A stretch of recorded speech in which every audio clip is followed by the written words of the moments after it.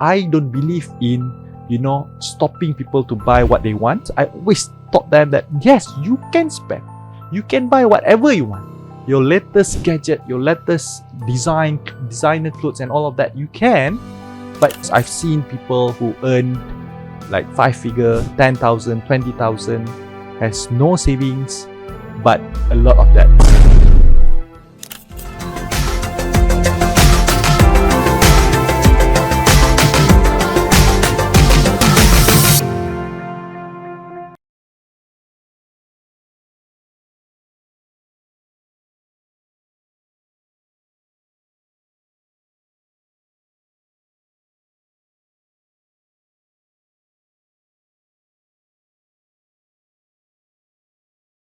Hello, everyone, and welcome to a special episode of Beyond the Headlines. My name is Amalina Kamal, your host for today. Now, when we struggle to make ends meet, it's natural to assume that the problem is rooted in not earning enough money. But is your income the real issue, or are there deeper financial management challenges here at play? Now, no matter how much we earn, whether as a first-time employee, a civil servant, a manager, or even a senior level exec, we have to accept that managing financial challenges will be a constant challenge as we go through the different phases of our lives. Now, while it's true that the financial challenges can persist at any income level, the nature and root causes of these issues often change with the career progression we embark on. And in many cases, financial stress may have less to do with the amount of money we earn and more about how we are managing it. So, is the problem really about your income, or is it about your habits, mindsets, and the decision that you are making? Now, let's explore the real factors behind these challenges and uncover whether your income is truly to blame. To help us unpack in this particular discourse, we have Dr. Adam Zubir, a certified financial planner here on set. Thank you so much, Dr. Adam, for joining us. Thank you for inviting me. Thank you. Now, Dr. Adam, for our audience back at home who want to know, he has been helping a lot of individuals in the years of your expertise in gaining financial independence. Yes. Now, a lot of Malaysians actually yearn that, right? Especially within the context of today. Now, with that, I would like to unpack a little bit first. Dr. Adam, when we talk about the rising cost of living, there's this common misconception that we need to have an extra amount of money before we can start investing, right? As it is, the average base salary for fresh graduates in Malaysia is, I think, between 2,400 ringgit a month to 2,900. But what a lot of graduates are actually earning today is not even, or at least slightly above the minimum amount salary here, 1,500, 1,900, right? Now, this is just the minimum wage. But when we look into, having them, whether or not they work in Malaysia and in KL itself, or having to leave outside of KL, you have to factor in the transportation costs. Yep. And the disposable income is not necessarily there, right? Myself per se, I live outside and then I go into KL and I spend about at least 50 ringgit per day. So that leaves me with very little room to invest. And that alone, as a woman, I have my personal care kind of list, but having to mitigate that and having to even sacrifice certain essential just to make the ends meet, as we mentioned, and even saving on a rainy day. How do I reset that perception? Okay. So, good question. So, like most cases, right? Most people, they are unable to manage their money well is because they don't have a system. So, I introduced this system way back when I first started my financial education company, is that you use a 3-bank system. So, most people, like for you instead, most people right out there, they only have one bank, which they use to spend their money. And also the same bank where the salary comes, every month. So this give a big problem because the thing about human, whenever they see money in the bank, what do they normally do? They spend the money. They see that, I have enough money in the bank. I can buy things that I might not need yet, but I have the money. So that's why I introduced this 3-bank system where the moment you receive your salary, you straight away allocate your money into 3 different banks with 3 different purpose. So when you do this, then you will spend whatever that is inside the specific bank. So this three bank system, the first bank is what I call needs bank, where you use the money for your monthly expenses, for your needs. So for example, pay the bills, transportation, food, rent, or transport, for your car, petrol and all of that. So this is your needs bank. And you allocate, okay, I will tell this later on, okay, in terms of how much do you allocate for each bank. The second bank, most people have this bank, which is, I call the saving bank. Saving bank, some people have a saving bank where they allocate the money separately every month. The best way is to allocate right away after you receive your salary, not whatever that's left.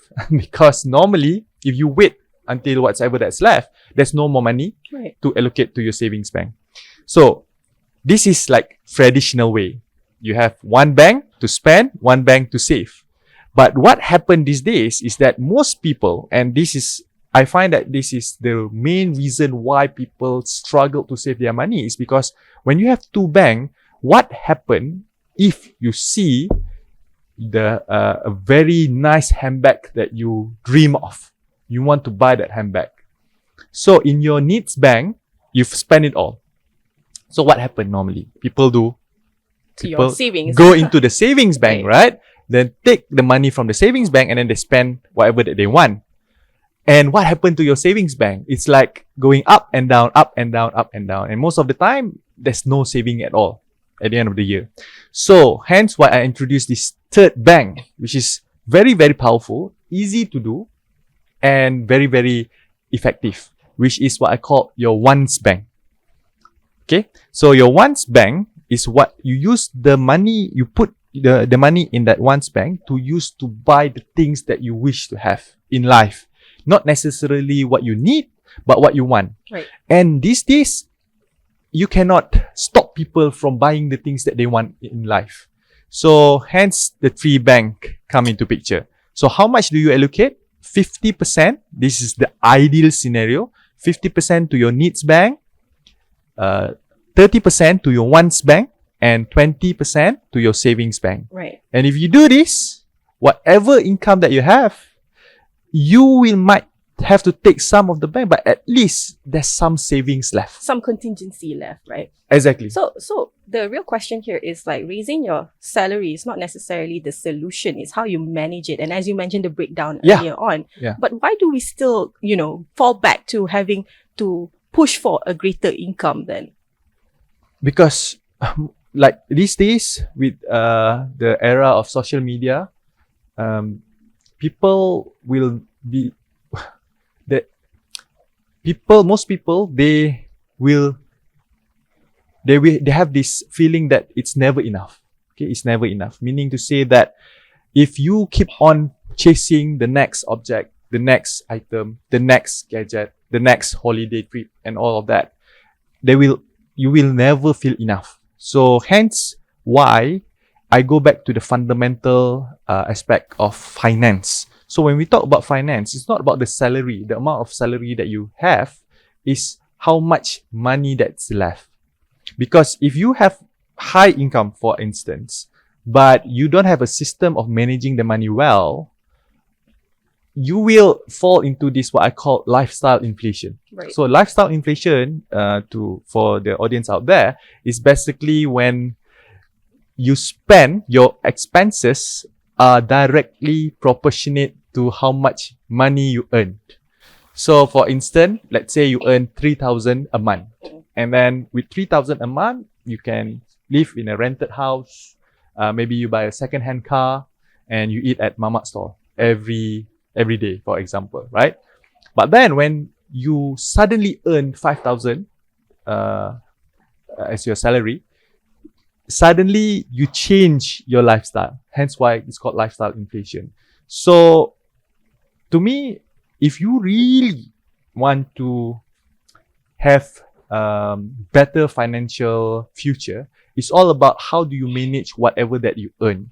Because if you don't start now, if you wait, okay, let's wait when my income is 5,000, then I will save. That never happened. Okay. But for instance, when is the best time to invest then? Like, even if you have like a small amount of money, like we will get into that, like, in terms of the value. But for instance, because the yearn to have a greater salary is to have a better freedom, right? So you mentioned about social media and this digital age that we go into. There's often this fear of missing out element whenever people spend. So the whole YOLO movement, the you only live once, sort of like motto, it kind of triggers us to spend on impulse. Is it a problem when we start indulging in such a way? Where do we draw the line, at least? Okay, so first thing, hence why the 3-bank system will allow you to indulge in those things that you want, because you already allocate your money well. So meaning that you have your the money for your necessity, money for whatever that you want, and also money safe. So that's number one. And number two, the thing about all this indulging into the things that you want in life, back to whatever that I mentioned before, it's like, how to say, myself, I indulge myself in nice car, in nice house, in nice things, nice clothes. But I use a system to indulge in those things. Meaning to say that I only indulge when my bank that is meant for whatever that I want have enough money for me to spend. So that's number one. Number two, I don't use debt. That's another thing that most people, especially young people these days, the ability to access that instrument. It's so easy these days. Are you talking about credit cards? Can be credit card, can be personal loans, and also now we have BNPL, which is buy now, pay later. So during those days, there's no BNPL. Now with a click of a button on your smartphone, no button anymore, right? On your screen, you can, straight away buy something, even though you are not, you don't have the money. You can't afford it, but you can buy it now, but then you pay over a certain period of time, like 3 months, 4 months. Right. But so this is very, very dangerous because it promotes you buying things that is outside of your means. Exactly. Right. But, even with the utilization of BPL, credit cards, or at least the crediting system, I suppose what is important is how you look into whether or not you're able to control your spendings. As you mentioned, you've got a system. But for those who don't necessarily have a system, and in the situation when they actually do get a bloated salary, they don't know how to manage, right? So what are the common mistakes that they fall into, especially when they don't have a system and then they get that high income and then they don't know how to utilize the extra earnings? So the common mistake, number one, is they spend everything that they earn. Number two is they spend beyond whatever that they can afford, like using that instrument. Number three is following friends, because these days, with the rise of social media, everyone can be famous these days. So then if you follow the wrong influences, for example, so you see what do they buy, and then you follow them, you don't know the source of how they acquire that items, for example, because some of them, they rent it or they get it as a sponsored item and all of that. So these are the things that people need to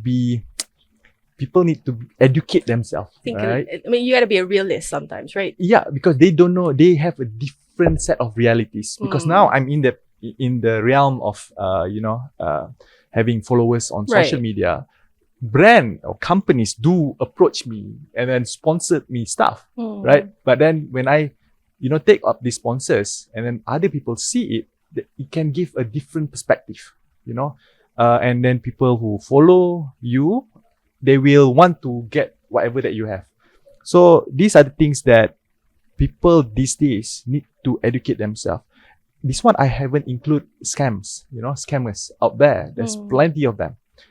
People who impersonate other public figures and then sell you things, especially these rich quick schemes. Okay. And number 5, I would say they don't invest their money. Sometimes when you invest your money, I see it as investment is really, really good actually, because investment, when you invest your money, you lock your money in an assets that can appreciate in value. At the same time, it protects you from buying unnecessary things.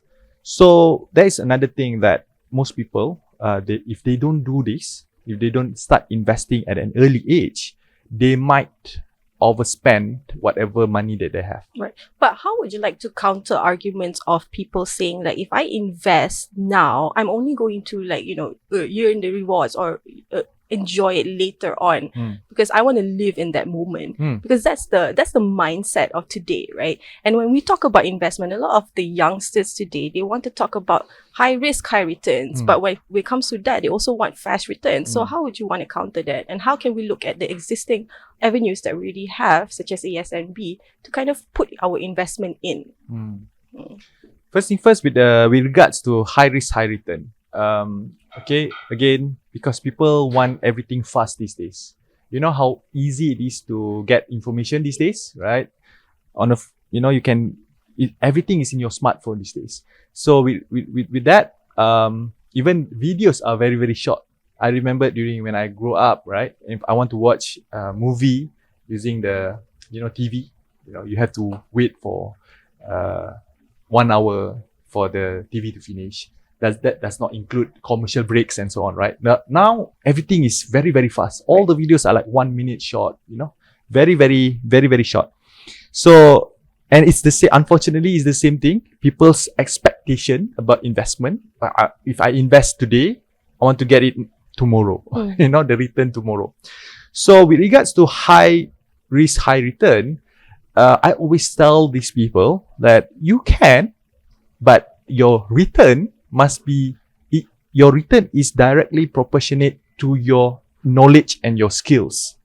So if, let's say, you hope you want to get high return by just putting your money and do nothing and then expecting a high return, normally, or not normally, most of the time, 99% of the time, that investment is a scam investment. First, the people who come up with that investment scheme may not necessarily have the intention to scam people, but it's the nature of the investment itself. It cannot sustain. So that's number one. So if you want to invest in high risk, high return investment, you need to prepare yourself or equip yourself with the right knowledge and the right skills. Right. And that skills may take years. So for example, like me, myself, I invest in the stock market since 2015. That's nearly 10 years. So I probably 5 years, it took me to craft my skill and so that I can invest safely and get a consistent, profitable return. Right. So that's with regards to high risk, high return. And number two, people say that investment is for the future, right? I see these days, right? Most people, they don't really think about the future. They think about the now, the YOLO movement. You only live once. Right. Yes, correct. Yeah, YOLO. Fine. For those people who, can't see their future, it's too long, what if I die? Me, myself, I don't see investing something for the future, but I see investing is about reaching a milestone. I like to gamify my way of investing in the sense that it's all about, level up. So with regards to playing games, I believe most of young people these days, they know about games, right? They like to play games. And whenever you play games, it's all about achieving that milestone. So for example, like savings, I don't teach my people or my students, you have to save money, 100,000, 1 million. You start from 1,000. Because there's a survey by Bank Negara, more than half of Malaysians are unable to come up with 1,000 in an emergency situation. So use that as a benchmark. I believe most of you can hit 1,000 if you put your mind into it. And then what's next? That's how I see investing rather than for the future. So you gamify the whole approach to kind of look into it as an achievement that you have to go through. again, through the different challenges or at least the different phases of your life, right? But for instance, like when we talk about investment again, not a lot of people have the patience, right? So how can we address this? Like actually investment is not necessarily just for your rainy days. Yeah. It's actually for your now even. How can we look into that and change this perception to, you know, have this sort of like financial kind of resilience? Okay. How many of the people out there, right, feel that you want something that is out of your means? For example, you want a new car. You want to buy your first house, for example. Or you want to get married, right? A lot of people want to get married. And use that as a benchmark. Use that as a milestone for you to grow your money, grow your capital. And how can you grow your capital? There's two ways. One is you save your money. Every time you get your salary, you save. But it takes a longer time to achieve that target. So that could be some of the avenues for you to sort of like motivate yourself to first start investing, okay? Which the second way is to invest the money and use the investment vehicle to grow your money via compound interest. So compound interest is a thing that most rich people know, but most people don't know or don't understand. Right. They heard about it, interest, they heard about dividends, but they don't understand how powerful it is about compound interest. Yeah. I mean, I do have a question on compounding interest and how that will benefit us in the long run, but we will get to that in a little bit. But for now, at least, maybe you can address to our audience the general misconception that people have with this relationship between the size of our income, the investment in managing our money. What's the common misconception with that?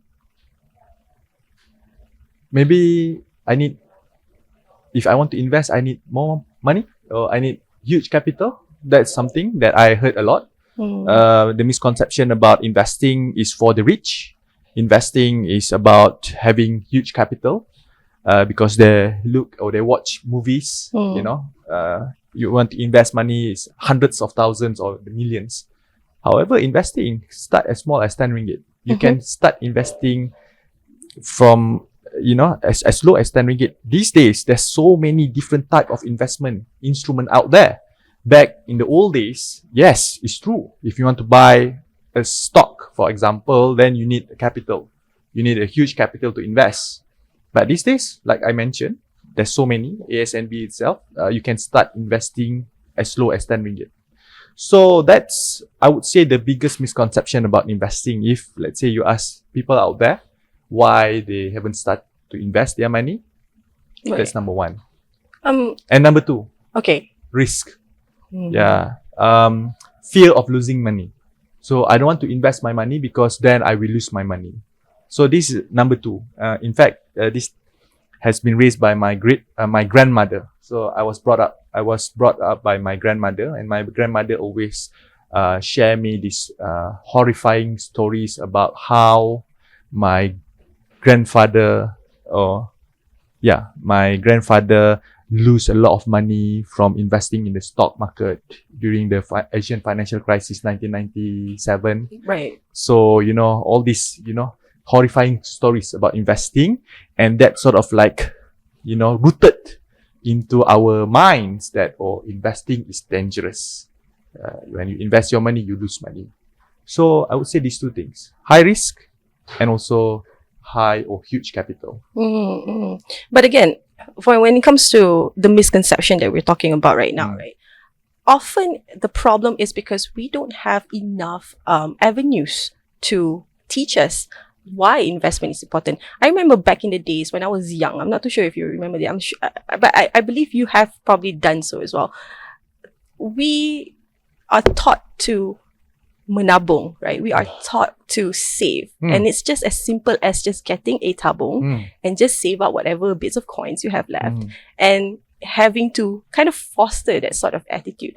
Nowadays, with the digital age, it's very hard because there's no tangible sort of effort being done. How are you yourself? I believe you have a son, or at least you have a few children, right? How do you teach your young ones to kind of like appreciate savings and look at investment, hopefully in future, as an important thing to manage? Yep, that's true. About savings, And as we talked before, most of the time people are unable to start the savings. Their savings is because they haven't started that habit or the muscle to save money at an early age. So in fact, our education system need to include the importance of savings, not just the act of savings, because when you only tell people you need to save money without clear understanding of the reason, of the purpose why saving is very, very important, hence people will take it lightly because people don't see the consequence. So how I teach my children is not only the act of saving, but the consequence of the action. So what I did, whenever Raya celebration, and then I have 3 children. The youngest too young, 2 years old. But my eldest, he's 7 years old this year.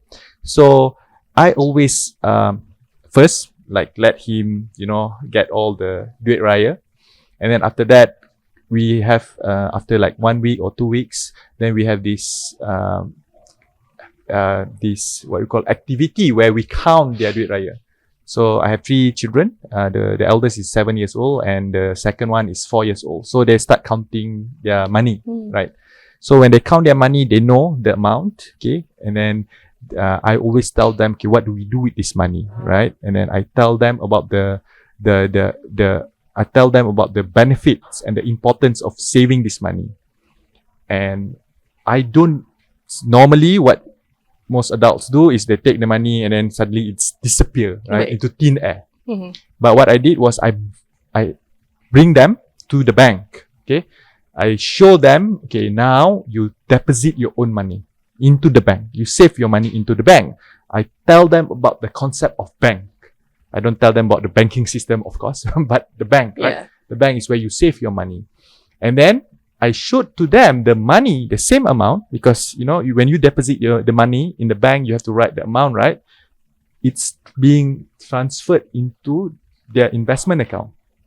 So this is what I taught a lot of people out there. When you have a child, the moment they were born, you have to open this 3 account. So number 1 is your ASB. So all my children have an ASB. Number 2 is Tabung Haji. And number 3 is your SSPN. So this is for me, for my tax relief, right? Understood. So I always show them, because now with the current technology, we have the app, my ASNB app. So I always show them, see the money? Can you see your money? You save, like say 200 ringgit, right? Your duit raya, we transfer to the bank, and then now it's in your ASNB account. Then they look at it and they see, it's growing every single time. So that sort of motivates them. And not only that, sometimes we only teach them the savings, but I teach them the consequence of the saving, what they can afford to buy with that amount. And then I showed them visually, okay, now let's say you have 1,000 you can buy this. And then they see, I can afford this. But then I said, but you don't stop there. Right. You sort of show them, with 1,000, what can you buy? 2,000, 5,000, 10,000. And then they start seeing it's possible. With saving, they can achieve a certain financial goals. Right. And we need to include all this into their life at an early stage. And I see the effect of having to teach him that is that whenever he receives his money, he always think about, if I spend this 1 ringgit to buy, to spend on drinks at my canteen, but if I keep it for 5 ringgit, I can get something more valuable in return. So the idea so that sort of teach them about savings. However, if you don't teach them about savings at an early age, and then when they are adults and they start getting their paycheck, and with all of these credit instrument out there, it's very, very, very, very dangerous, because now they don't know how to spend the money. Right. During the old days, you need to save money before you buy things. Now, you can buy things, then pay later. Right. This is very, very dangerous and very detrimental to our kids' mind. Understood. I suppose everything starts at home, and the education needs to start at home, and you have to teach them young. Now, which is why I want to touch on something very important. As you know, Dr. Dr. Adam, Dato, not yet. Dr. Adam, we've covered the importance of making informed and wise decisions, at least when it comes to managing our money. Yeah. And of course, knowledge is power in this particular context. Don't you agree? Of course. Right. And in this, I would like to highlight when it comes to, ASNB, Amanah Saham National Berhad, having to recently announce a new website to help Malaysians in general in their money management. So for instance, if you're keen to deepen your understanding of investment and financial planning, Amanah Saham National Berhad, as I mentioned, has introduced a website related to personal financing and money management, which is ASNB Academy. Now, I think the ASNB Academy is a fantastic place to start, irrespective if you're just starting out or you have a plan and you just want to refine it. So the platform actually provides articles related to not just financial planning, not just on investment, but also tools such as a calculator that will help assist you in taking, full control of managing your money. Now, whether you're just starting out again, or it's something that you are looking to kind of like complement, you can go to their website at www.asnbacademy.com.my. It offers a wealth of information, and I think it's great because it's a one-stop center where everything is there and you can access it anytime, anywhere. So great. Now, Doctor, we want to go into our next topic of discourse, but before that, let's just take a break, and when we come back, we will look into the civil servant salary hike and what that entails, especially when it comes to investment.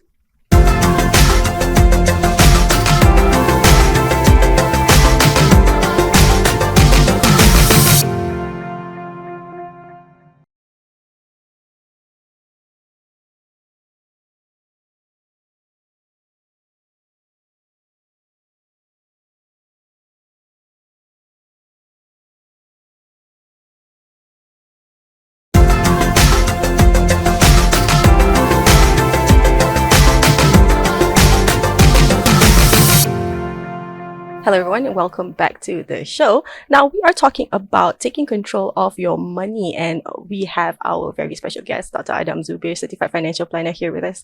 Thank you so much, Doctor, for being here. You're welcome. My pleasure. Yeah. Doctor, I'm sure you've heard that recently Prime Minister Dato Sri Anwar Ibrahim announced that there will be a hike in the public sector service of 15%. And that's actually since they've been anticipating this hike of salary since 2012. Now, with this sort of opportunity that our civil servants are able to kind of like expand their income further, what should they prioritize first? That's a good question. Okay, so first thing first, if you have bad debts, right? So you should prioritize in terms of reducing your debts. I think that's the most important thing. Don't use this opportunity, huge opportunity, because 15% is a lot, right? 15% is a lot. So use the opportunity to pay off your bad debts. So bad debts, for example, like credit card debts and personal loan debts, right? So all of this, that's number one. Number two is, if you haven't done so, build up your savings, because savings is very, very important, not only for rainy season, but it's also important to have that sense of security. I see most people, the people who make a lot of financial mistakes are those who don't have savings to begin with. Why? It's because they are very, I would say, desperate. Like whatever scheme that's offered to them, they will grab it in hoping that could change or magically change their life. Right. Because if you have savings, right, then you'll be like, okay, I'm not in a rush of making all these bad financial decisions. So that's number two, savings. And number three is I would say start investing. Again, like I mentioned before, investing, don't think investment something like you have to do it when you're old or when you when you have high income. The best time to invest is actually investing when you're young. Even if you're no longer young anymore, the best time to invest is to actually start now. The thing about saving and investing is building that habits, building that muscle. Because if you don't start now, then investing is alien to you, is something foreign that you might be very awkward to do it in the first place. Like, how do I invest? Am I doing it right? Those kind of thing. Because I also experienced the same thing. Right. When I first started my journey in this financial space, it's very, very awkward to start investing your money because you don't know whether what you're doing, whether it's right or wrong, whether you can actually get the return or not. And if you lose money, then what do you do, right? You lost. So hence why I would say it's a muscle. Like how you go to the gym, every week. It's building that muscle. We talk about habits, but we want to talk about the resilience, especially when we start to invest, right? So for instance, earlier you mentioned we can even have as little as 10 ringgit to save or 50 ringgit. Yes. But once we already put that sort of effort or amount into investing, how can we train ourselves to not take things out, right? Earlier than it's supposed to. Hence the 3 bank I mentioned before. 3 bank. Why would people take out their money? It's because they need to buy something or in case of emergency, right? So when you have only 2 banks, it doesn't give you enough space to sort of like maneuver your money or maneuver your finances. It's because you only have 2 banks, right? You only have the banks that you have to spend to survive, and you have a bank to save money for rainy days. That's why I don't really like saving for rainy days, because saving for rainy days, it gives you that perspective that one day I will use that money because rain will come, especially in Malaysia, right? We have rain all year round. So hence why I always look at it like in a different perspective is that you have 3 banks. First, the bank is to spend for your necessity. Second is to spend on whatever that you want, because these days, you cannot stop people from buying what they want. Right. I don't believe in stopping people to buy what they want in life, because that gives bad, I would say, bad reaction or bad feedback or negative feedback to the people out there. Hence, I always taught them that yes, you can spend, you can buy whatever you want. Your latest gadget, your latest designer clothes and all of that, you can, but use it using your one bank. And your saving bank or your saving and investment bank is for you to keep and grow it, to reach that certain milestone. So like me, myself, I have a certain milestone that I want to reach. This one is a bit technical, but we call it net worth. Have you heard about net worth? Net worth, like now, like all the rich people, they have this net worth. Right. Recently, there are people like the likes of Elon Musk. It's all about, the richest man in the world. How do we know he's the richest man in the world? Looking at his net worth. But realistically, in the normal context of things, like not a lot of people will be thinking about like, okay, how a certain net worth that I want to reach, right? So again, it goes back to how can we foster that sort of attitude to make sure that when we invest, we don't necessarily derail the investment plan that we have. Sorry? Derail. Yes. Yeah. So you don't take out your money, because this is the most of the time people take out whatever that they have invested. Basically, people always find reason to do something, right? Like, okay, I need that money because emergency. My car broke down, so I need that money. So I need to take out the money. Or I need that money because I need to send my kids to school, for example. So how do we stop that from happening, or how do we prevent that? Is from having different distribution channels or like banks to take the money from. Right. So that's basically what we can do to train ourselves that I can think of. And but I suppose if you don't have the means to spend, just don't spend, right? You have to look into where you want to spend it. And we're talking about mindset just now, but right now we want to talk about the channels you mentioned. But okay, so the banks that you mentioned are just the funds that we have direct access to. But we're talking about the long-term investment, or at least the low-risk investment, such as Amanah Saham Nasional Berhad. They offer that sort of options. Yeah. For you, like, how important is it to look into this sort of avenue to also grow our funds? Especially for those of the people out there who wants to start investing, the main challenges for them is risk, right? How do you control your risk? And I see low-risk investment as a place for them to kickstart their investment journey, because most of the time, if the people are not familiar of the investment instrument, they will somehow, like, it will deter them from investing their money because of the risk. I told you the two common misconceptions about investing is, number one, you need huge capital. Number two is, investment is risky. So how do we address this? Like I say, building the muscle, you need to start from small, right? You need to start slowly. And I see low-risk investment like ASNB, they offer a very good kind of investment, i.e. I always said ASB is a hybrid type of investment, in the sense that it offers a quite significant return. Most people, they feel 5% is not a lot, but because me, having worked in the UK for 7 years, stayed in the UK for 7 years, 5% is actually a very high return.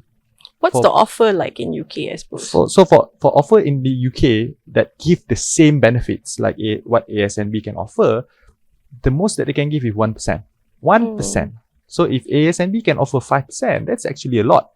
Not only it is something that we can use to invest our money, but actually ASNB also offers why I say hybrid, because the security for the investment like ASNB, it's as safe as the bank, in the sense that it is guaranteed by the government, right?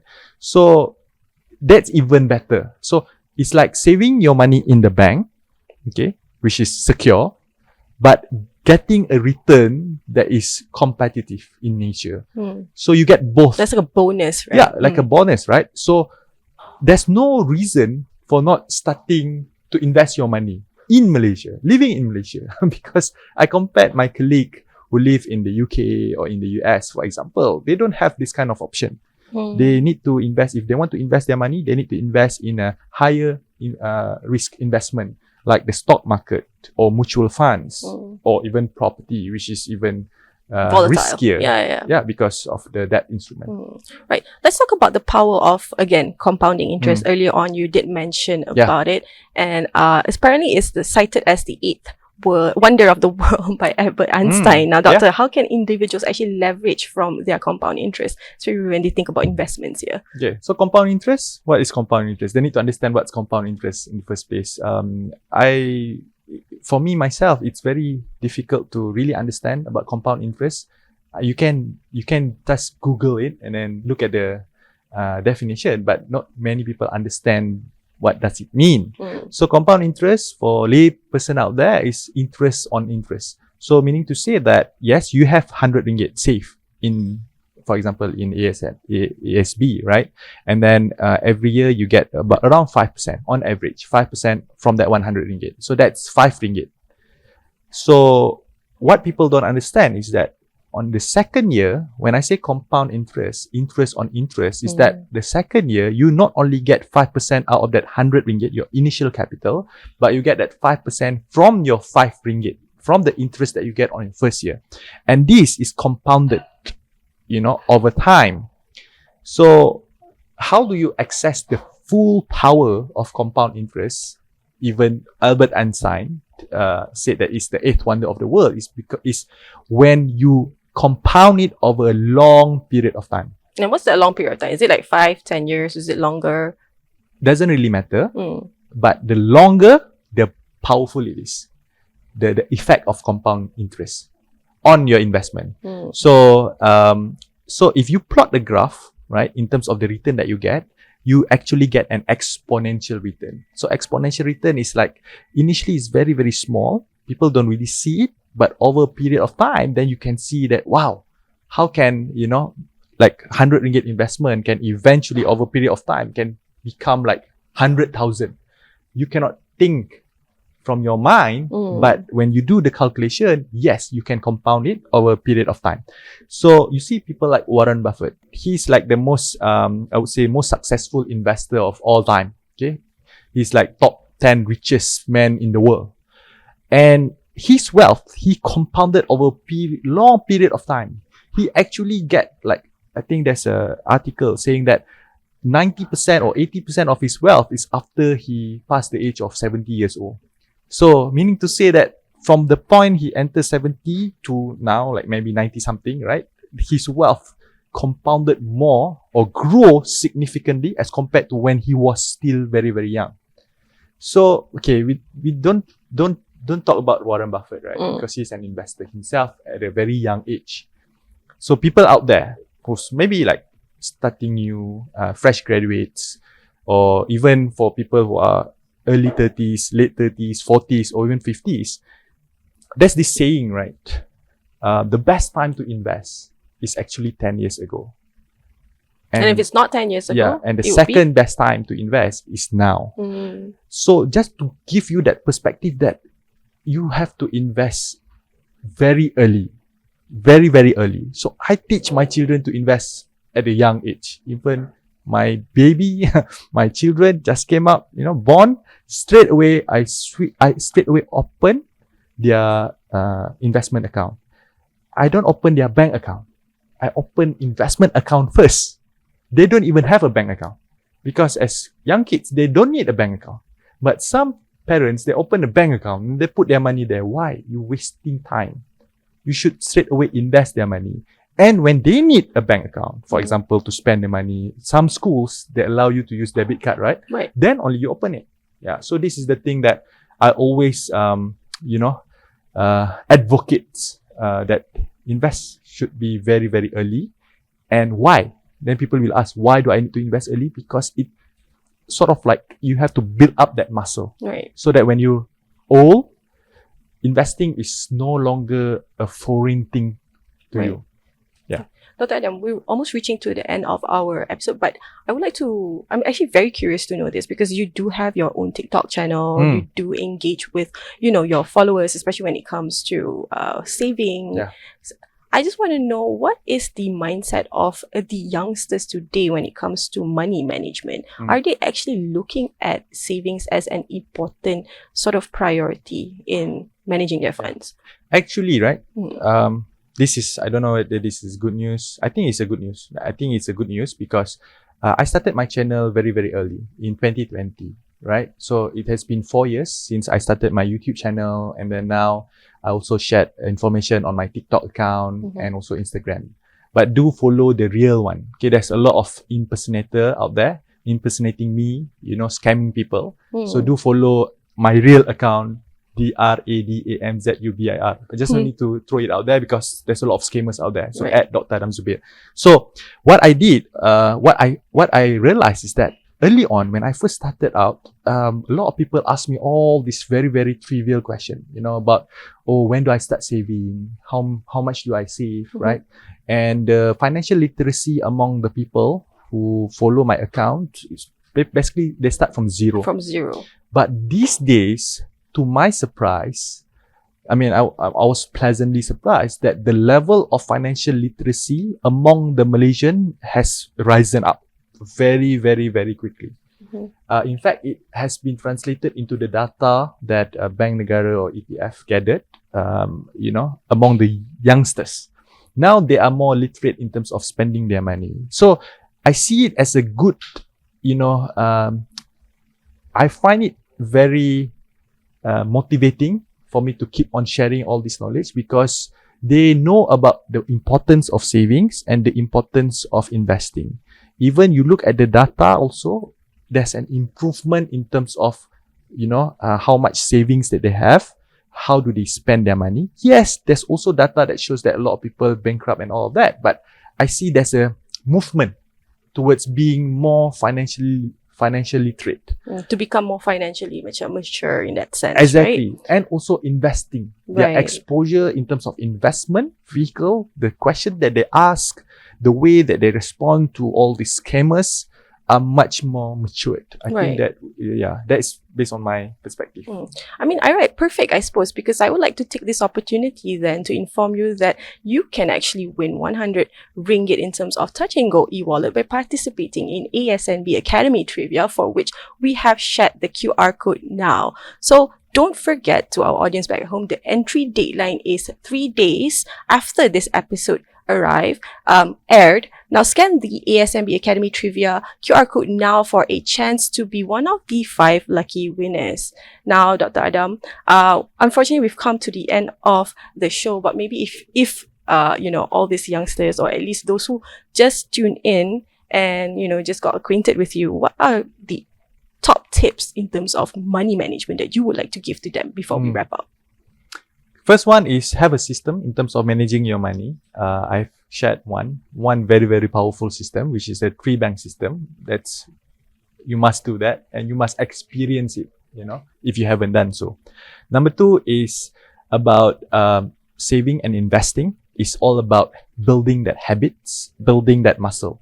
Don't expect to do that later in life, because the truth is, if you have that kind of mindset, that mentality, or I will do it later, you will never start. Because I've seen people who earned like 5-figure, 10,000, 20,000, has no savings, but a lot of debts. That's number 2. Build that muscle early on. And number 3, the thing about investing is start small. You don't have to have thousands or tens thousands to start investing.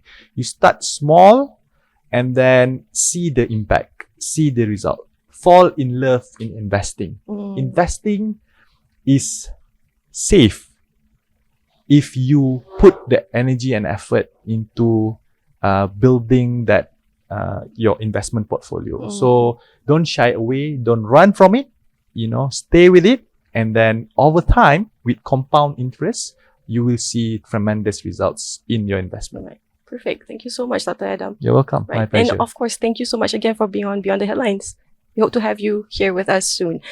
We've unfortunately reached the end of this particular episode. Is your income the real problem?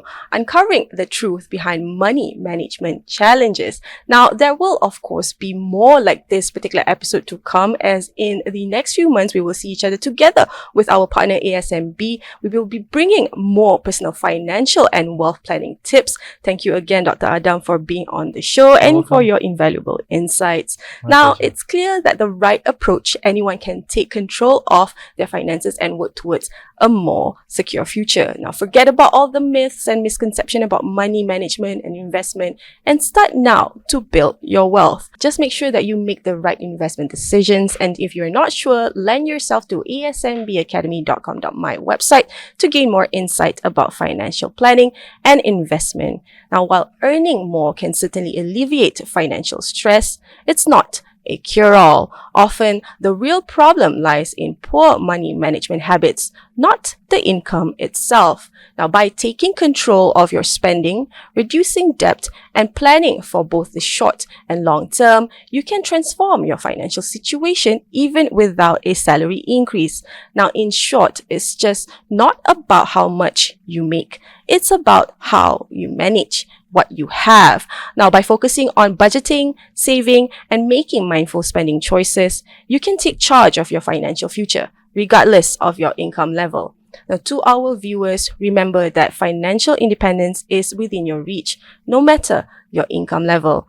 Do subscribe to our YouTube channel, this channel you're watching, and hit that like and subscribe button that you enjoy, and also to subscribe to ASNB Academy to strengthen your financial knowledge. Don't forget to also follow us on social media on Facebook, Instagram, and X, NSC Online. And for more news and updates, it will be delivered to you. That's all for today's edition of Beyond the Headlines. Stay tuned for more updates and in-depth analysis. My name is Amalina Kamal. Goodbye.